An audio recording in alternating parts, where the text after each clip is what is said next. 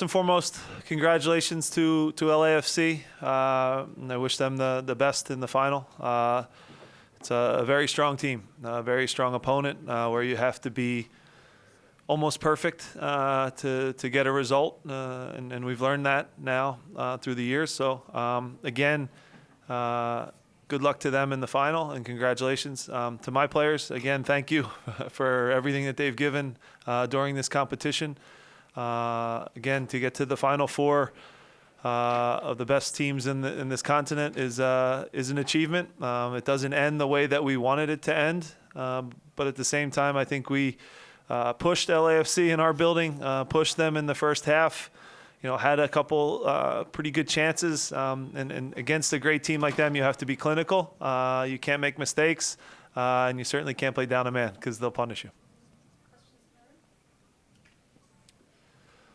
All right.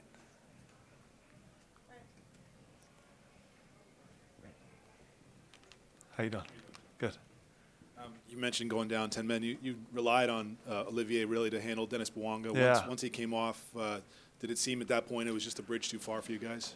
It's always going to be difficult at full strength, and I thought, we maybe picked up a silly first yellow card in that instance, and then, when you're on a yellow, you got to be smart when he's going to the sideline. So, look, Olivier did, in the first leg, I think the best job I've ever seen on Bouanga so far this season.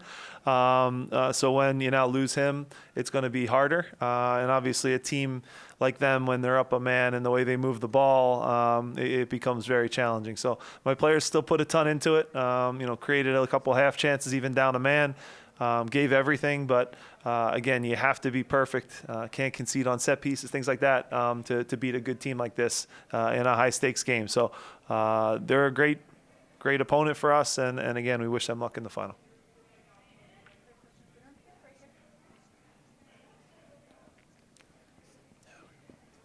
Hi, Jim. Celso Oliveira with Territorial MLS. Just curious on the finishing. What do you think of the finishing of your team so far, especially in the last couple of games? Do you feel that you had chances to win this game and this series?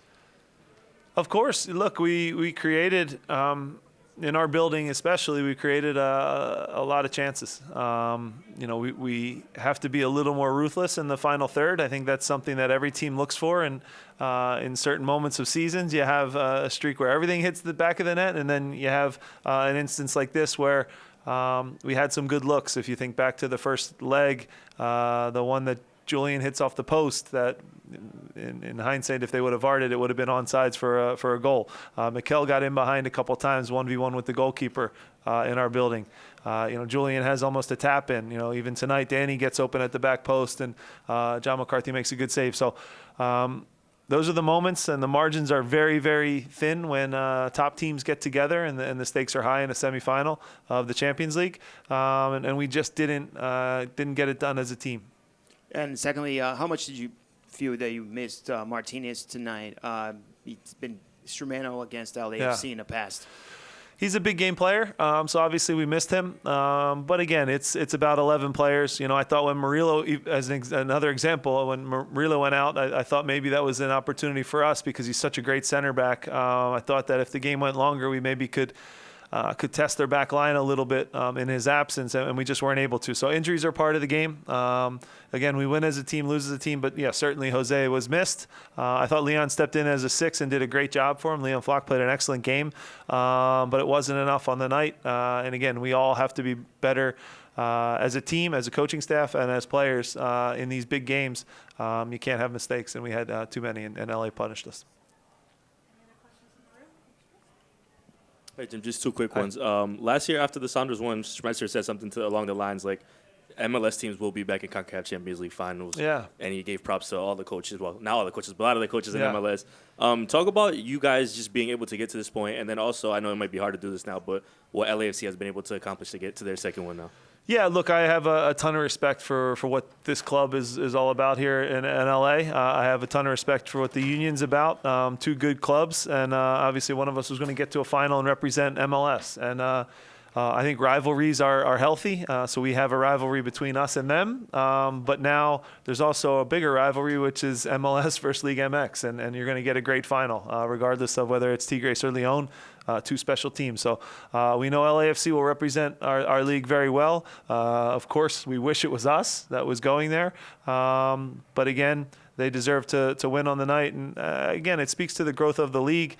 You look at, I've said it before, you look at Steve's staff, you look at my staff, all of our assistants can be head coaches. So again, the game is growing in this country at a really, really quick rate. It's great that Seattle won it previously, and that now gives us confidence as a league. And again, I hope LAFC goes on and wins. Final in-room questions? All right, we're going to go ahead with a couple on the Zoom.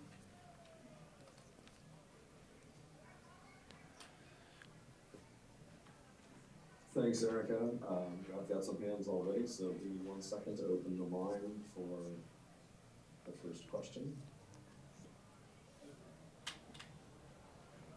Let's do Jonathan Tannehill.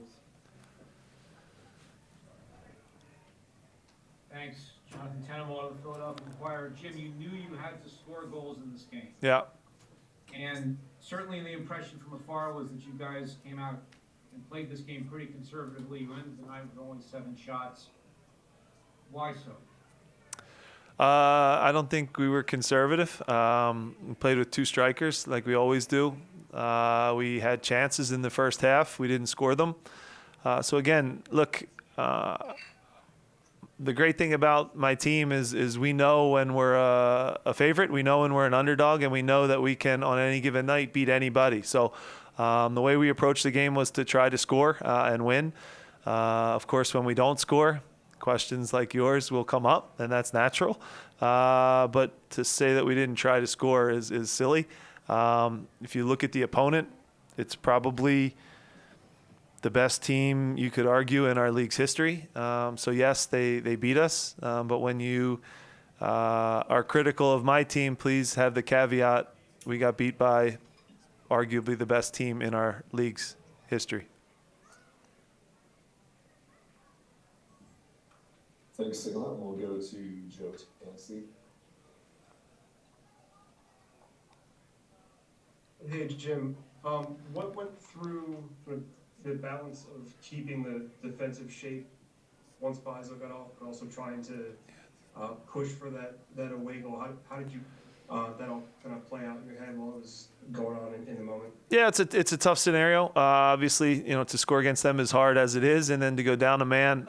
We stabilized the defense, and initially we're in a 4-4-1. From there, we went into a version of a 4-3-2 where we could get Daniel a little bit higher to join Julian. And then when we made the sub for Quinn, got as many attackers as we could on the field, and it went to a version of a 4-2-1-2. So, we went for it. We got punished. When you're down a man here, you're not going to create a ton of chances. So the few ones that you get, a half chance with Nathan that had a shot at the top of the box, a little scramble where Daniel got on the end of one, and a couple of restarts was all that they were going to give us. And we didn't get it done. Didn't get the goal that we needed. And again, credit to LAFC for moving on. Matthew to George, go ahead. Hey Jim, it seemed like LA forced you guys to pass square or backwards a lot in the midfield. How much of that do you think was something that they did tactically, and how much of that is not having Jose in the way that he likes to drive the ball forward and where he wins possession? What's that balance there? Yeah, I think in our building we were able to play forward a bit more. We were able to pass out of the back and be a little more direct. On the road, it's always a little more challenging. And again, they got numbers behind the ball. When they got the early-ish goal, they kind of let us have the ball a little bit and look to hit us on the counter, which they're incredible at. So, there were some moments where could we have played forward a little faster? Yes, I agree with that. And we were a little, not trusting the first thing we saw, maybe being a little too safe as the half went on. And then again, once the red card happens and you're playing 30 minutes down a man against that team, it's always going to be difficult. So sometimes some ideas go out the window at that point, and it becomes just about guys trying to, gut it out and try and get a result. We'll do a couple more, Coach, if you don't mind. David Melandra, go ahead.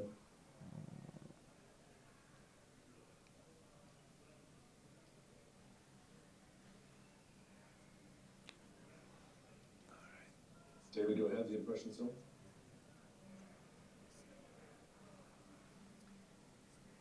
Okay. Actually, we'll go to Jonathan Siegel. Go ahead. Hey Jim, Jonathan here from MLS Soccer. Hi.